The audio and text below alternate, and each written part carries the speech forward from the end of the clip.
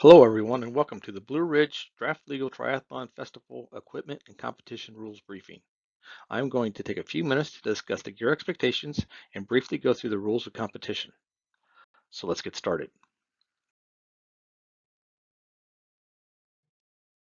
This picture illustrates the typical one-piece tri-suit. A woman's one-piece swimsuit is also acceptable. You may also wear a two-piece tri-suit, but it must cover your torso. If your tri-suit has a front zipper, it must remain up during the entire competition. If you have a rear zipper, you may unzip it as much as you like to be comfortable. Aero bars are no longer allowed in draft legal racing. So if you have aero bars, including the shorty style, please remove them before attempting to enter transition. Also, please check your handlebars and make sure those ends are plugged as well. Swim caps and timing chips will be distributed on race morning. Remember, wetsuits are forbidden if the water temperature is 68 degrees or higher. Wetsuits are mandatory if the water temperature is 60.62 degrees or lower. Water and air temperature will be taken 1 hour prior to each event and will be posted in the transition area and broadcasted over the PA system. Standard road bikes are used in draft legal racing. Bikes with traditional drop style handlebars as shown in this slide. Double check that your bar ends are plugged. This slide also illustrates the preferred location of your bike numbers, either on the top tube or attached to your seat post. You may use any brand or type of wheel that you like, as long as it has a minimum of 20 spokes and both wheels are the same diameter. Bike helmet numbers should be attached as shown. You must wear an unaltered, undamaged helmet. It must be a helmet that is approved by a testing authority which is recognized by any national federation that is affiliated with World Triathlon. It must have the original safety sticker in place and it must fit properly. If the helmet is buckled and you can slip it over your chin, it is too loose. Get it tightened up and do so before you show up to the transition area. Here's an example of what a safety sticker looks like. For some helmets, the sticker is very easy to find. For others, you may need to hunt for it. So please, take a few moments, look inside your helmet and find that safety sticker and remember where it is. If the official asks to see that safety sticker, I'd like for you to be able to point it out to them. Now let's talk about what we can expect on race day. Athletes will be assigned race numbers. These race numbers are assigned in a random order. Bike frame and helmet numbers will be provided at packet pickup along with the temporary tattoos. Every athlete must wear a timing chip. No chip, no time. Once again, athletes will be body marked with markers or temporary tattoos as shown here. So on both shoulders, both legs. No race bibs will be provided or worn during the competition, so leave your race belt at home. At check-in, athletes should arrive ready, body marked, bike and helmet numbers attached properly. Officials will do a quick visual inspection of the equipment before the athletes are allowed into transition.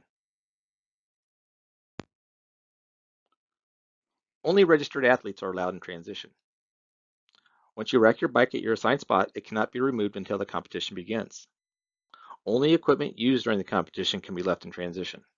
Also, no marking your spots. So let's be careful of that talcum powder. You've done this a million times, but this is how we'd like your transition area to look like. Nice and clean. Swim start. Swim caps must be worn and will be distributed on race morning. Athletes will have a swim warm-up prior to their event. We will line you up in sequential order prior to you choosing your spot on the start line. At the start of the race, athletes will be called to the start line by their race number and name. Athletes should select a position on the start line. After all athletes have selected their position, the famous World Triathlon heartbeat music will start, meaning that the start of the race is very soon. The heartbeat music will fade to silence, everything will be quiet. You will hear, on your marks, signaling you to step forward and get ready to race. Next comes the horn blast, signaling the start of the race. Let me be the first to warn you that there will be a pause between on your marks and the horn blast. This is very important. Wait for the horn blast.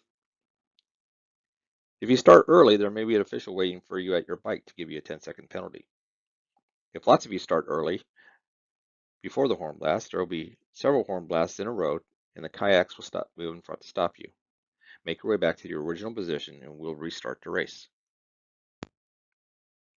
It has come to our attention that the swim segment has become increasingly more aggressive, and as such, will be monitored more closely by race officials. The video on the next slide shows that type of behavior that will not be tolerated and will result in an immediate disqualification.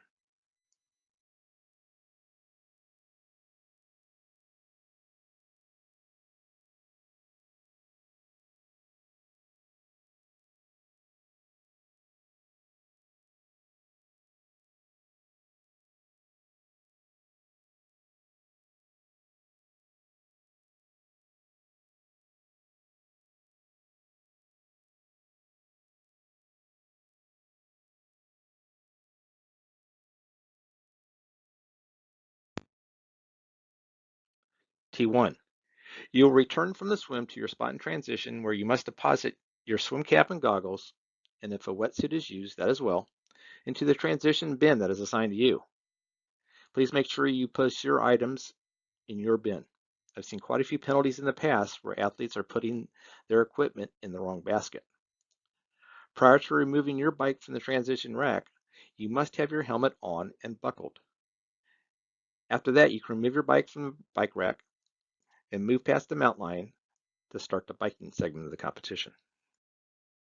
On the bike, athletes may draft, and they may pass on either the left or the right side. However, you may not draft off an athlete of a different gender. Spare wheels may be brought to the transition areas where officials will approve them for use and take them to the location of the wheel stop. The lap out rule will not be enforced at this event. This is going to require extra communication and care during the biking segment. If there is a pack of athletes about to overtake a cyclist, I'd like there to be lots of communication so no one gets caught by surprise.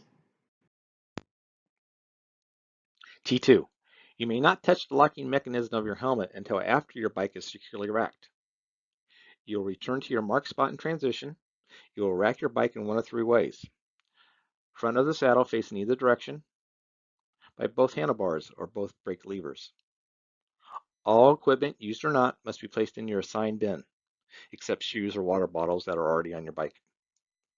Take note, if the bike shoe pops off the cleat during the dismount, it is not necessary to go back and get it. Leave the shoe rather than going against flow of traffic. You will not be penalized. There will be an official or a volunteer on a bicycle leading the first runner on the run course.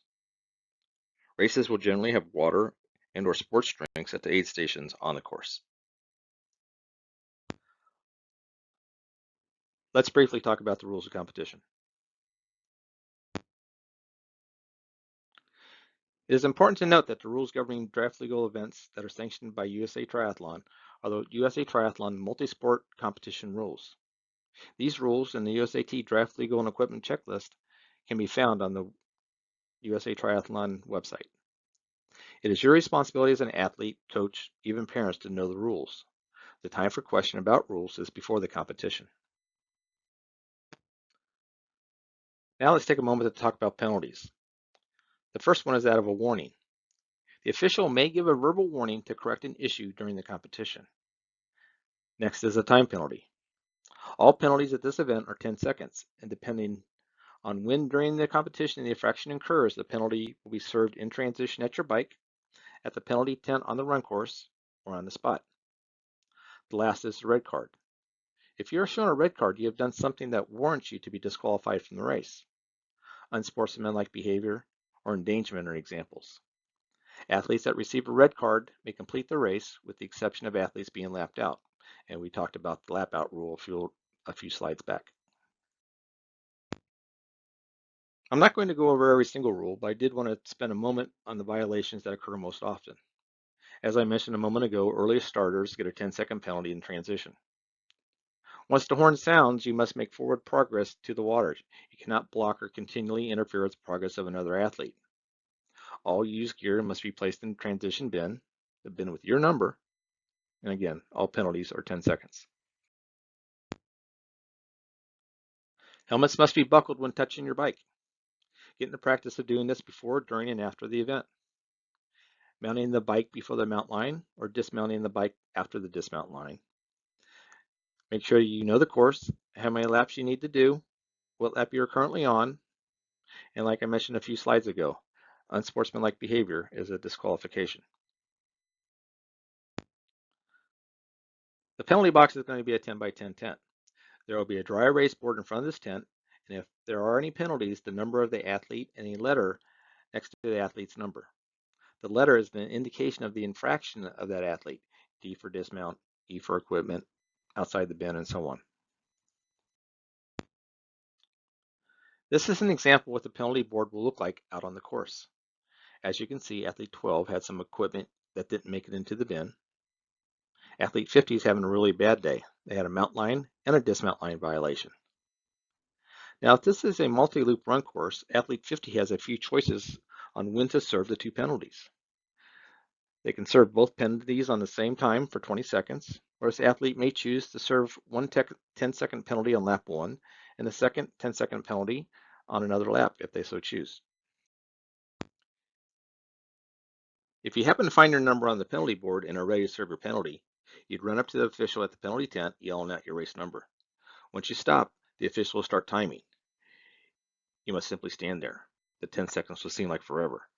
You cannot receive any outside assistance while serving your penalty.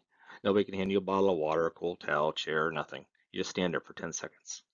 Once the 10 seconds has elapsed, the official will simply say go. But make sure it's the official that says go, not your coach or anyone else. Only the official has the authority to release you. This is important. Penalties not served will result in a disqualification. Make sure you check the board. Now let's take a moment to discuss the protest procedures. A protest may be filed with the head referee provided it has not been previously observed and ruled upon by the officials. Protests are usually filed against the conduct of an athlete's equipment, an official, or the conditions of the competition. You must notify the head referee within 5 minutes of your finish time your intent to file a protest. The head referee, who will be at the finish line, will provide you with a form to fill out. You have 15 minutes from your finish time to fill out the form and return it to the head referee.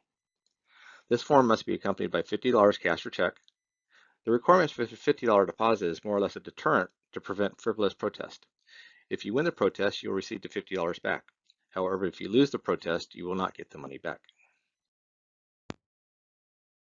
Once the form is returned, the protest will be reviewed by the head referee and the competition jury. A discussion and investigation with all parties concerned will occur and a decision will be reached. All decisions on protests are final. If you have any questions, please direct them to the email address below.